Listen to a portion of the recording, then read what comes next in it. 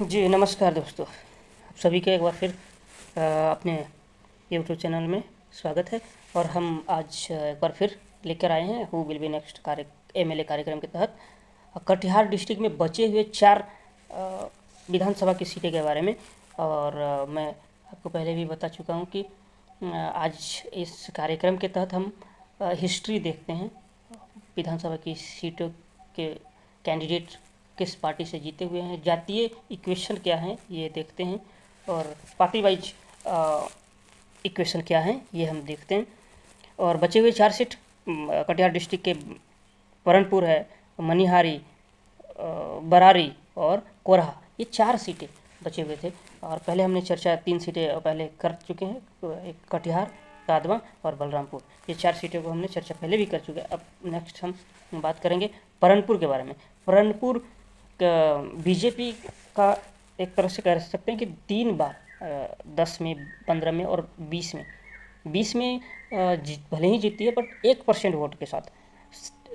शायद ये भी था कि एंटी इनकम्बेंसी के चलते बीजेपी ये सीट लूज कर जाएगी, यानी एंटी इनकम्बेंसी सेंटीमेंट होता है जो कि लगातार जो कोई प्रत्याशी जीतते आते हैं तो लोगों में एक रोष होता है। सो इसके बावजूद भी यहाँ पर आईएनसी हार गया था, यानी इंडियन नेशनल कांग्रेस ये हार हुई थी। और यहाँ से तौकीर आलम जो है हार गए थे, 1% वोट के शेयर से हारे थे, यानी 38% इनको मिला था और 39% निशा सिंह को मिला था, और बीजेपी यहाँ से जीत गई थी। हम जो पाँचवा सीट जो है मनिहारी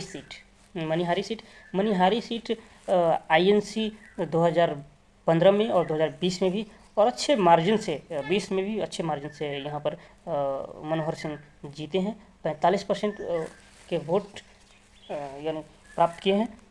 और शंभू सुमन जो है जेडीयू से, वो 34% वोट यहाँ से पाए थे। और माना जा रहा है कि 2025 के जो विधानसभा के इलेक्शन होंगे शायद यहाँ से आईएनसी जीत सकती है। और नेक्स्ट हम बात करते हैं बरारी से जेडीयू, और जेडीयू का ज़बरदस्त टक्कर रहा था। और उससे पहले नीरज कुमार यहाँ से 39% वोट, इससे पहले नीरज कुमार यानी 2020 में जेडीयू के विजय निषाद जीते हैं, और 2015 के विधानसभा के इलेक्शन में नीरज कुमार यहाँ से जीते थे। लेकिन इस बार नीरज कुमार को 2% वोटों से हार मिली है, यानी 41% वोट विजय निषाद लाए थे और 39% वोट नीरज कुमार लाए थे, और यहाँ से जेडीयू सीट निकाल लिया था। ये बरारी सीट की बात कर रहे हैं। तो यहाँ पर अच्छे फाइट देखने को मिला था, और शायद यहाँ पर एग्जैक्ट मुझे याद नहीं है बट 7,000 के आसपास के वोटों से यहाँ से आरजेडी हार गई थी। ओके, सो हम नेक्स्ट आते हैं लास्ट, कोरहा सीट ऐसी सीट है जिसका भविष्यवाणी करना मुश्किल इसलिए क्योंकि यहाँ पर अल्टरनेट ईयर, एक ईयर छोड़ करके दूसरे ईयर में तो पार्टियाँ एमएलए बनती रही है, यानी पार्टियों की तरफ से एमएलए बनती रही। जैसे हम बताएं कि 2020 में बीजेपी कोरहा सीट पे जीती, और उससे पहले कांग्रेस, यानी 2015 में कांग्रेस, और उससे पहले बीजेपी, उसके पहले कांग्रेस, इस तरह से कोरहा सीट पे होते रहा है। यानी इसमें किसी को कहना कि इस बार भी रिटेन कर लेगा ये मुश्किल है, क्योंकि इसका ट्रेंड अलग रहा है।